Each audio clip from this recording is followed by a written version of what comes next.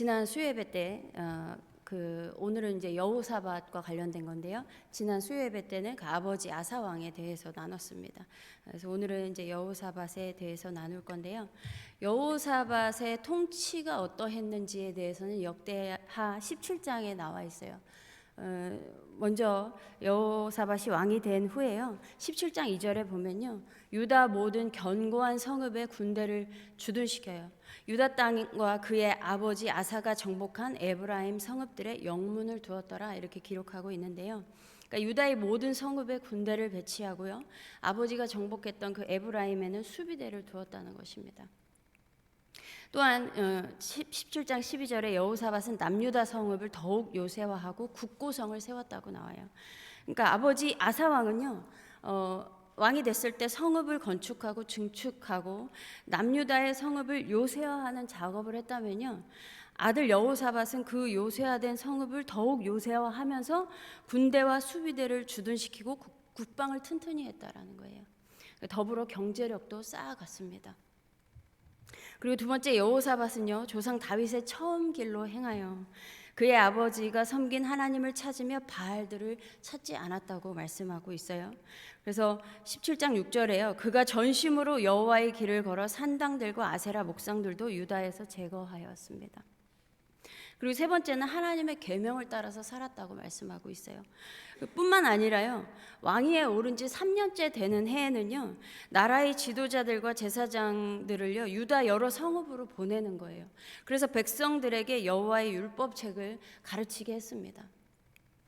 이렇게 여호와 신앙으로 나라 안팎을 촘촘하고 견고하게 정책을 펼치고요. 통치해 나갔어요. 이러한 여호사밧의 통치의 결과가 어땠냐면요. 17장 3절에 여호와께서 여호사밧과 함께 하셨으니 5절에 여호와께서 나라를 그의 손에서 견고하게 하시매 10절에 여호와께서 유다 사방의 모든 나라에 두려움을 주사 여호사밧과 싸우지 못하게 하시매 11절 블레셋 사람들 중에서는 여호사밧에게 예물을 드리며 은으로 조공을 바쳤고 아라비아 사람들도 짐승 떼 곧 순양 7,700마리와 순염소 7,700마리를 드렸더라. 블레셋은요 이스라엘 백성이 가나안 땅에 정착한 이후에 끊임없이 전쟁을 해왔던 민족이에요. 물론 솔로몬 왕 때 태평성대를 이루면서 솔로몬에게 조공을 바쳤던 적이 있어요. 그런데 그 이후에는 그런 일이 없었습니다. 그러나 여호사밧 왕 때에는요 블레셋 사람 중에서 어떤 이들은 조공을 바치기도 했다라는 거예요. 그만큼 하나님께서 여호사밧에게 은혜를 베푸셨습니다. 그래서 17장 12절에 여호사밧이 점점 강대하여 그렇게 여호사밧의 세력이 점점 커져갔어요. 그런데 여호사밧이 통치할 당시 북이스라엘의 왕이 누구였냐면 아합 왕이었어요. 북이스라엘에서 가장 악한 왕이었죠. 아합이요. 그 아내가 가장 표독스러웠던 이세벨이었고요. 그래서 아합이 그의 이전의 모든 사람보다 여호와 보시기에 악을 더욱 행하여 느밧의 아들 여로보암의 죄를 따라 행하는 것을 가볍게 여겼다고 나와요. 그리고 시돈 사람의 왕 엣바알의 딸 이세벨을 아내로 삼고 가서 바알을 섬겨 예배하고 사마리아에 건축한 바알의 신전 안에 바알을 위하여 제단을 쌓고요. 또 아세라상을 막 만들어요. 그 이전에 이스라엘의 모든 왕보다 심히 이스라엘 하나님 여호와를 노하시게 하였다고 기록하고 있습니다. 여러분 고대 시대의 우상을 섬긴다는 것은요 그냥 돌을 다듬고 나무를 깎아서 그냥 세워놓고 이제 신이야 이게 아니었어요. 신들과 함께라는 책에 보면요 고대 시대의 우상을 신격화하는 과정이 나와요. 우선 신상을 만들기 전에요 제사를 지내고 기도를 하고 주문을 외워요. 그래서 먼저 신과 접촉을 했습니다. 만약 신이 그렇게 해서 접촉에 응하잖아요. 그럼 사제들은요 신에게서 신상을 만들 장인들을 또 뽑고요. 장소가 어딘지, 시간이 어딘지, 시간이 언제인지, 그리고 신상의 생김새까지도 그것도 다 이렇게 받은 거예요. 그 접신한 신한테서요. 무당과 같이 그런 접신을 하는 거죠. 고대 근동 사람들의 신상 만들기 작업은요 전적으로 신의 의지와 허락에 달린 일로 이해했어요. 신과 이렇게 접신이 된 다음에 신상 만들기 작업 이렇게 다 어떻게 만들 건지 다 받은 다음에 시작했습니다. 그래서 나무나 돌을 선택하는 것부터 신이 하라는 대로 다 했어요. 그리고 철저하고 정확하게 이루어 갔습니다. 그러나 신상을 만들어 놨다고 해서 이 신과 형상이 즉시 연결된다고 생각하지 않았어요. 그래서 그 신상을 만든 이후에 특별한 의식을 거쳤습니다. 이 입씻기, 입열기 의식이라는 게 있어요. 그래서 입씻기는 각종 정화제가 들어간 물로 신상의 입을 세척하는 작업이었고요. 입열기는 입맛 돌고 향기 나는 물질을 신상의 입에 바르는 작업을 해요. 그래서 고대 근동 자료에 보면요, 입이 열리지 않은 신상은 향냄새를 맡을 수 없다고 생각했고요, 음식을 먹을 수도 없고 마실 수도 없다고 여겼습니다. 이러한 의식이요, 이틀에 걸쳐서 13번에서 14번 진행을 해요. 그리고 이러한 의식을 진행하는 동안 사제들과 장인들은요, 막 주문을 외우고 기도문을 읊조려요. 그 내용이 뭐냐면요, 당신은 하늘로부터 스스로의 힘으로 나타납니다. 당신 스스로의 힘으로 하늘에서 태어납니다. 이렇게 막 주문을 외워요. 그 후에 신상이 다 만들어지잖아요. 그럼 마지막으로 사제들은요, 신상을 만든 장인들의 손을 묶고 자르는 상징적인, 진짜 자르는 건 아니지만 그렇게 손을 자르는 그 상징적인 의식을 행해요. 이렇게까지 한 것은요, 신상 제작에 인간이 개입했다는 흔적을 지우려는 것이었어요. 이렇게 의식이 다 끝나면요, 사제들은 이 신상이 하늘에서 스스로의 힘으로 태어났습니다. 신상이 순결한 곳에서 태어났습니다. 신상이 하늘에서 태어났습니다. 이러한 주문을 막 외우는 거예요. 그래서 신상 만들기 작업에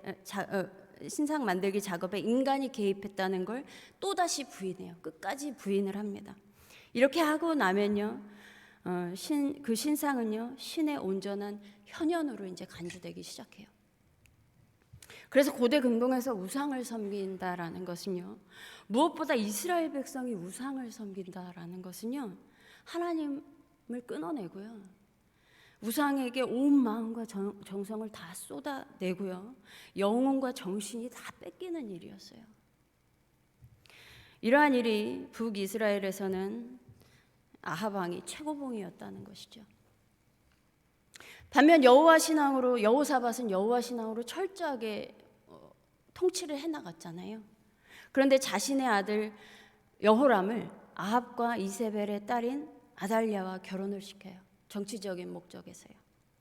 역대하 18장 1절, 여호사밧이 부귀와 영화를 크게 떨쳤고 아합 가문과 혼인함으로 인척 관계를 맺었더라. 이렇게 한 것이 후에 심각한 문제를 야기하게 됩니다. 그러나 당시 여호사밧은요, 아마 솔로몬 이후에 남북으로 나뉜 그 적대 관계를 청산하고 이제 한 민족으로서 평화를 이루어 가자는 의미로 이렇게 했을 거예요. 이렇게 여호사밧은요, 아합 가문과 사돈 관계를 맺습니다. 그리고 2년 후에 아합을 찾아가게 돼요. 이때 아합은요, 여호사밧을 극진하게 대접을 하고요, 우리 길르앗 라못을 치러 갑시다라고 제안을 하죠. 이것에 대해서 공동 번역에 뭐라고 되어 있냐면요, 아합이 여호사밧을 이용하여 길르앗 라못을 치려고 여호사밧 일행을 극진하게 대접했다고 기록하고 있어요. 대접한 데에는 그 속셈이 있었던 거예요. 이 길르앗 라못이라는 것은요, 요단 동쪽에 있어요. 갓 지파가 받았던 땅에 있습니다. 근데 레위 지파에게 준 땅이었어요. 그 땅에서 도피성을 두었던 곳이었습니다. 그리고 동시에 이곳은 남북을 연결하는 상업의 중심지로 요새 지역이었어요. 그런데 아람 왕 베나닷에게 빼앗겼었습니다. 이 아합의 제안에 여호사밧은요, 나는 당신과 다름이 없고 내 백성은 당신의 백성과 다름이 없습니다. 함께 싸울게요 라고 하고서 이제 싸우게 이제 되는데요. 근데 아버지 아사 왕 때는요, 북이스라엘이 라마를 건축했을 때 아람 왕에게 부탁을 하죠. 북이스라엘과 맺었던 조약 끊고 남유다를 도와달라고 하잖아요. 근데 이번에 아들 여호사밧은 북이스라엘과 동맹을 맺은 다음에 아람 왕을 이제 치려고 하는 거예요. 그래서 여호사밧은요, 그런 가운데 여호사밧은요, 아합 왕에게, 근데 여호와의 뜻을 먼저 물어보자고 해요. 우리 하나님의 뜻을 먼저 물어봅시다. 그래서 아합 왕이요, 선지자 400명을 모아서 막 뜻을 물어봐요. 그랬더니 선지자들이 가서 싸우라고 하는 거예요. 다 이구동성으로 다. 하나님께서 그 지역을 왕의 손에 붙이실 것입니다라고 거짓 예언을 해요. 그래서 나중에 여호사밧이 다른 선지자는 없냐고 해서 결국에 미가야 선지자가 오게 되죠. 근데 미가야 선지자는 반대로 얘기를 해요. 여기 나갔다가 아합 왕은 죽게 될 거다라고 이제 예언을 합니다. 이 예언을 듣고 이제 괘씸해서 또 가둬버려요. 예. 그리고 난 후에요. 어쨌든 결국 자기가 하고 싶은 대로 이제 하죠. 아합 왕과 여호사밧이 길르앗 라못으로 이제 전쟁을 하러 가요. 그런데 아합이 불안했던 것 같아요. 그래서 여호사밧에게 뭐라고 하냐면, 나는 변장을 하고 갈 테니까 여호사밧 당신은 왕복을 입고 가라 그래요. 예.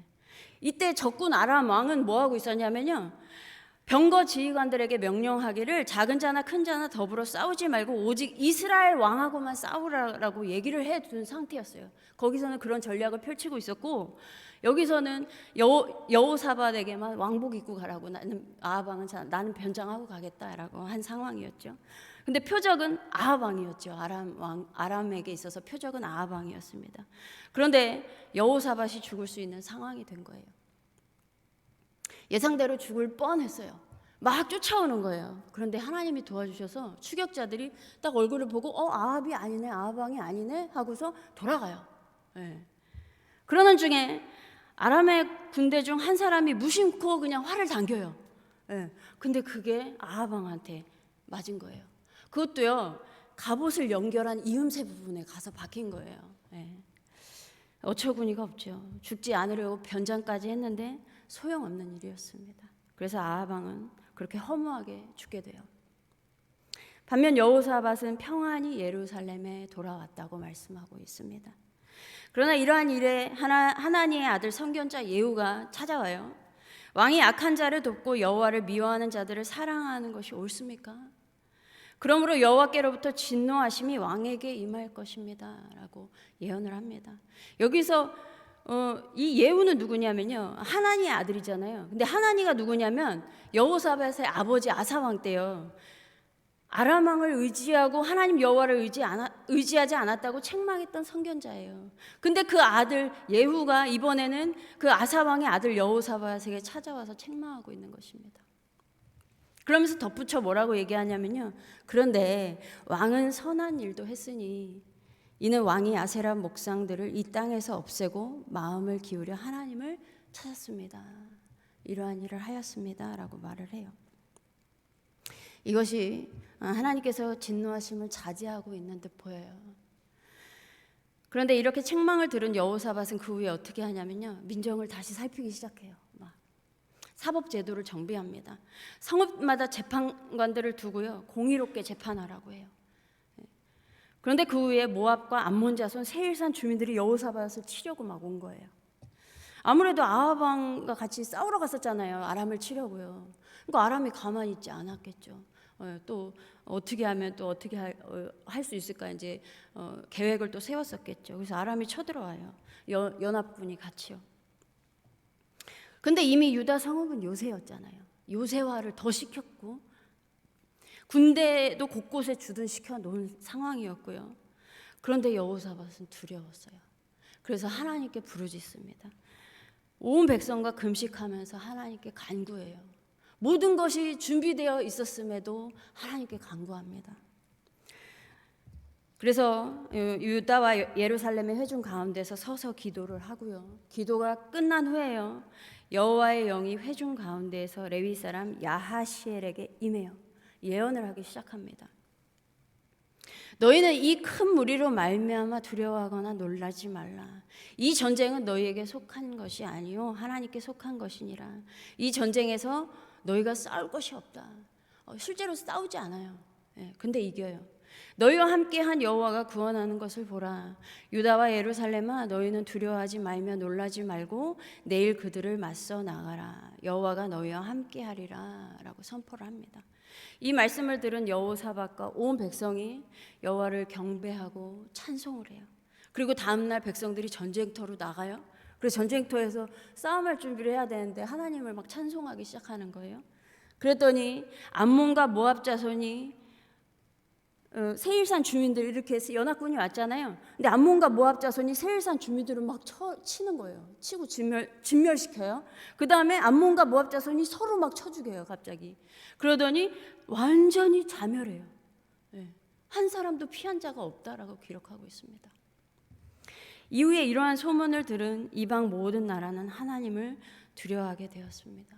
그래서 여호사밧의 나라가 태평하게 되었다고 말씀하고 있어요.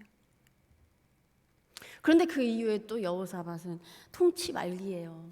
그 아합이 이제 죽었잖아요. 그 아들이 이제 왕이 됐잖아요. 북이스라엘에. 이 아하시아와 공동 사업을 또 벌여요. 그래서 성경에 아하시아가 심히 악을 행하는 자였다고 기록하고 있는데 그 뜻이 이 사업 역시 좋은 의도가 담겨 있지 않다는 의미죠. 그런 의미로 쓰였습니다. 그래서 결국 하나님께서 그 일에 개입하세요. 그래서 사업에 방해를 놓으셨습니다. 지금까지의 이 일이 남유다의 여호사밧 왕이 재위할 동안의 일이에요. 역대기 기자는요, 여호사밧에 대하여 기록하기를 여호와 보시기에 정직하게 행하였으나 산당만은 철거하지 아니하였으므로 백성이 여전히 마음을 정하여 그들의 조상들의 하나님께로 돌아오지 않았다고 결론을 내리고 있어요. 산당을 제거하긴 했지만 완전히 못한 거예요. 그래서 이것은요, 여호와 신앙으로 최선을 다했지만 잘했으나 완벽하지는 못했다는 것입니다. 산당과 우상을 제거하고 정직하여 하나님의 말씀을 따를 뿐 아니라 지도자들을 이렇게 해서 온 성읍을 다니게 하면서 백성들에게 하나님의 말씀을 가르쳤고요. 국방력도 강하게 하고 사법제도도 정비하고요. 재판관들에게 공의롭게 판결하라고 이렇게 하고요. 그러나 산당을 제거하긴 했으나 완전히 제거하지 못했다고 말씀하고 있고요. 북이스라엘의 아합 왕과 사돈지간이 되었다라고 이 부분에 대해서 복선이 깔려 있죠. 이후에 다윗 왕조가 이래서 완전히 멸하게 될 뻔했어요. 이 일 때문에요. 또한 악한 아합 왕의 속셈을 알아차리지 못하고 아람과 전쟁을 했습니다. 그리고 아합의 아들 여호사밧과 동맹을 맺고 공동 사업을 추진하다가 낭패를 보았어요. 희비가 계속 교차되고 있어요. 그럼에도 우리가 알아야 할 것은요, 하나님께서 모든 사건마다 개입하셨다는 거예요. 아람과의 전쟁에서 죽을 뻔했는데 하나님께서 도와주셔서 예루살렘으로 평안하게 돌아올 수 있었습니다. 그리고 잘못했을 때마다 선견자를 보내셔서 책망하셨어요. 아합 때는 하나니의 아들 예후를 보내시고요, 아하시아 때는요 엘리에셀을 보내셨어요. 모압과 암몬과의 전쟁에서 온 백성과 더불어 하나님을 찾고 하나님의 도우심을 간구했더니 직접 싸우지 않고도 전쟁에서 이기고 전리품을 취했습니다. 이렇게 하나님은 여호사밧에게 있어서 좋은 일이든 좋지 않은 일이든 여호사밧을 계속 주목하셨어요. 만약 하나님이 여호사밧에게 아무 관심도 없었다면요, 여호사밧이 잘하든 못하든 무슨 상관이셨겠어요? 그냥 내버려 두셨겠죠. 그러나 하나님은 여호사밧을 내버려 두지 않으셨습니다. 하나님은 창조 이후로 인류를 포기하신 적이 없어요. 누구보다 하나님의 이름을 부르는 주의 백성을 포기하신 적이 없습니다. 그래서 하나님은요, 우리의 삶에도 계속 간섭하실 거예요. 하나님을 찾으면 만나주실 것이고 도움을 요청하면 도와주실 것입니다. 혹여 잘못된 선택을 하면 책망하고 징계도 하실 거예요. 이렇게 우리를 주목하시고 우리의 삶에 개입하시는 하나님의 관심과 사랑 안에서 살아가시길 소망합니다. 여호와의 분깃은 자기 백성이라 야곱은 그가 택하신 기업이로다. 여호와께서 그를 황무지에서 짐승이 부르짖는 광야에서 만나시고 호위하시며 보호하시며 자기의 눈동자같이 지키셨도다. 마치 독수리가 자기의 보금자리를 어지럽게 하며 자기의 새끼 위에 너풀거리며 그의 날개를 펴서 새끼를 받으며 그의 날개 위에 그것을 엎는 것 같이 여호와께서 홀로 그를 인도하셨고 그와 함께한 다른 신이 없었도다. 여러분, 우리는 내 뜻과 의지로 살려고 하면요, 결국 잘못된 방향으로 나아갈 수밖에 없습니다. 그러므로 자신의 백성을 안고 업고 품으시고 눈동자처럼 지키시고 독수리가 자기 새끼를 품듯이 자신의 백성을 품으시는 하나님의 보호 아래 하나님을 의지하며 살아가시기 바랍니다. 그래서 하나님께서 항상 함께 하시고 늘 하나님께서 간섭하시는 그러한 삶이 되기를 소망합니다. 기도하겠습니다. 하나님 감사합니다. 하나님 우리를 홀로 버려두지 않으시고 하나님께서 주의 백성을 통치하시며 인도하시는 주님, 하나님의 통치 아래 늘 거하기를 원합니다. 주님의 장중에 늘 붙들려서 살아가기를 원합니다. 하나님 우리의 의지와 우리의 생각을 내려놓고 겸손하게 주님의 뜻을 구하며 나아가게 하여 주시옵소서. 하나님 그리하여서 하나님 정말 끝까지 하나님께서 주목하시는 그러한 삶이 될 수 있도록 주님 인도하여 주시옵소서. 감사드리며 예수 그리스도의 이름으로 기도드립니다. 아멘.